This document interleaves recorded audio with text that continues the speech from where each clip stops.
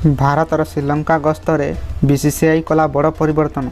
ଜୁଲାଇ 26 ନୁହେଁ, ଏହି ତାରିଖରୁ ଆରମ୍ଭ ହେବ ଭାରତ ଶ୍ରୀଲଙ୍କା ସିରିଜ୍। ଜିମ୍ବାୱେ ଗସ୍ତ ପରେ ଭାରତୀୟ ଦଳକୁ ଶ୍ରୀଲଙ୍କା ଗସ୍ତ କରିବାକୁ ପଡ଼ିବ। ଏହି ଗସ୍ତରେ ଭାରତ ଶ୍ରୀଲଙ୍କା ମଧ୍ୟରେ ଜୁଲାଇ ଓ ଅଗଷ୍ଟରେ ଦିନିକିଆ ଏବଂ ଟି20 ଶୃଙ୍ଖଳା ଖେଳାଯିବ, ଯେଉଁଥିପାଇଁ ବିସିସିଆଇ ନିକଟରେ କାର୍ଯ୍ୟସୂଚୀ ଘୋଷଣା କରିଛି। ଜୁଲାଇ 26 ତାରିଖରୁ ଏହି ଗସ୍ତ ଆରମ୍ଭ ହେବାର ଥିଲା, କିନ୍ତୁ ଏବେ ଏହି ଗସ୍ତର କାର୍ଯ୍ୟସୂଚୀ ବଦଳି ଯାଇଛି। ଏବେ ଏହି ଗସ୍ତ ଜୁଲାଇ 26 ପରିବର୍ତ୍ତେ ଜୁଲାଇ 27 ତାରିଖରୁ ଆରମ୍ଭ ହେବ। ଟି20 ଶୃଙ୍ଖଳାର 3ଟି ଯାକ ମ୍ୟାଚ୍ ପାଲେକେଲେ ଷ୍ଟାଡିୟମରେ ଖେଳାଯିବ। ତେବେ ମ୍ୟାଚ୍ର ସମୟରେ କୌଣସି ପରିବର୍ତ୍ତନ କରାଯାଇ ନାହିଁ। ପୂର୍ବ କାର୍ଯ୍ୟସୂଚୀ ଅନୁସାରେ ଏହି 3 ଟି20 ମ୍ୟାଚ୍ ଜୁଲାଇ 26, ଜୁଲାଇ 27 ଓ 29 ତାରିଖରେ ହେବାର ଥିଲା, କିନ୍ତୁ ଏବେ ଏହି ମ୍ୟାଚ୍ ଜୁଲାଇ 27 ପ୍ରଥମ ଟି20, ଜୁଲାଇ 28 ଦ୍ୱିତୀୟ ଟି20 ଓ ଜୁଲାଇ 30 ତାରିଖରେ ଶେଷ ଟି20 ମ୍ୟାଚ୍ ଖେଳାଯିବ।